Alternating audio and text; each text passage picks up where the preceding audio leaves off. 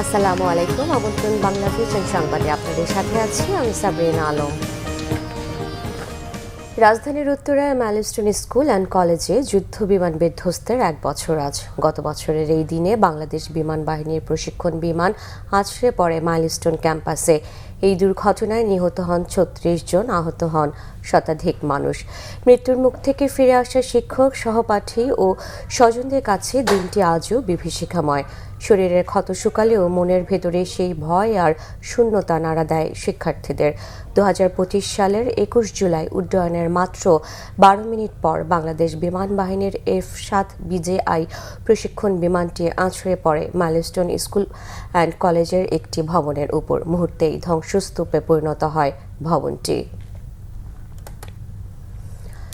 ছাত্র জনতার অভ্যুত্থানে 24-এর আজকের দিনে দেশব্যাপী কারফিউ জারি ছিল।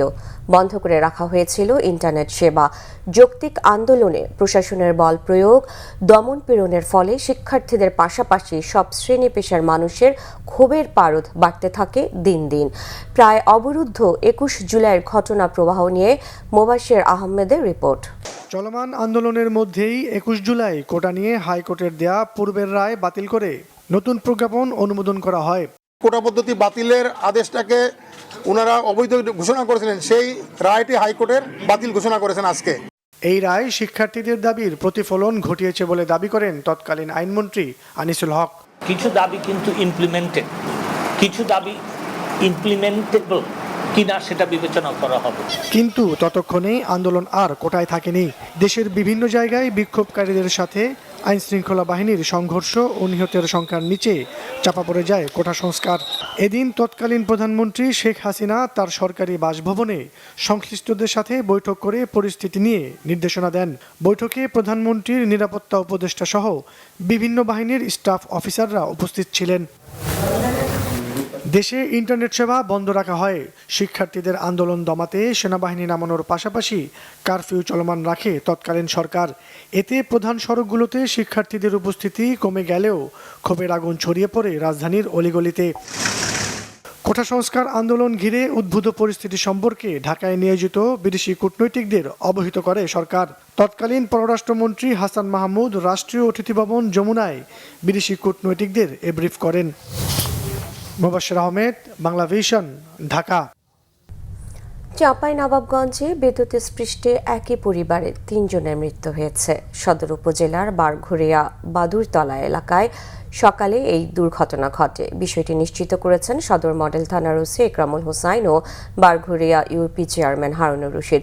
মৃতরা হলেন বাদুরতলা এলাকার মোহাম্মদ ভিকুর স্ত্রী হাসিনা বেগম, হাসিনা বেগমের ভাতিজি আশা খাতুন ও তার মেয়ে মিম। পুলিশ জানায়, সকালে বাড়িতে একটি লোহার মই বৃষ্টিতে ভিজে বিদ্যুতায়িত হয়েছিল।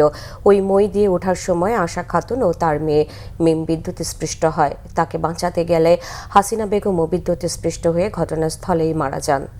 আর্জেন্টিনার টানা দ্বিতীয় বিশ্বকাপ জয়ের স্বপ্ন চুরমার হয়ে গেছে ফাইনালের মঞ্চে। এই কষ্ট ভুলতে অনেক সময় লাগবে বলে মনে করেন অধিনায়ক লিওনেল মেসি।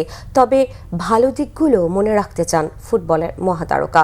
সোমবার ইনস্টাগ্রামে পোস্টে ফাইনালে হারের হতাশা প্রকাশের পাশাপাশি বিশ্বকাপে দলের পুরো যাত্রা তুলে ধরেন 39 বছরের মেসি। কষ্টটা সীমাহীন এবং এই ক্ষত সারতে সময় লাগবে, কিন্তু আমি সব ভালো দিকগুলো মনে ধারণ করতে চাই। যে ম্যাচগুলোতে আমরা নিজেদের সর্বস্ব দিয়ে ঘুরে দাঁড়িয়েছি, যা আমাদের স্মৃতিতে চিরকাল রয়ে যাবে। পুরো দেশের সমর্থন যা এই দলের কাজ ও প্রচেষ্টার সঙ্গে মিলে আমাদেরকে আরও একবার বিশ্বের সেরাদের কাতারে নিয়ে এসেছে। আমরা যা করেছি তার মর্ম পুরোপুরি উপলব্ধি করা এই মুহূর্তে কঠিন। এই দল টানা 2টি বিশ্বকাপে ফাইনালে পৌঁছেছে। শুভেচ্ছা জানানো এবং বার্তা পাঠানোর জন্য আমার হৃদয়ের গভীর থেকে আপনাদের অনেক ধন্যবাদ। আবারও আমরা একটি দেশ হিসেবে ঐক্যবদ্ধ হয়ে একসঙ্গে থাকতে পেরেছি। আর্জেন্টাইন হওয়ার সীমাহীন গর্ব ভাগ করে নিয়েছি। শিরোপা জয়ের জন্য স্পেনকেও অভিনন্দন জানাতে চাই আমি।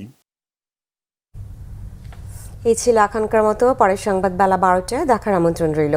এছাড়া বাংলা ভিশন সংবাদ ও সংবাদ সংশ্লিষ্ট অনুষ্ঠান দেখতে ভিজিট করুন www.vvnews24.com ও facebook.com/banglavisionnews এবং সাবস্ক্রাইব করুন youtube.com/banglavisionnews। ধন্যবাদ।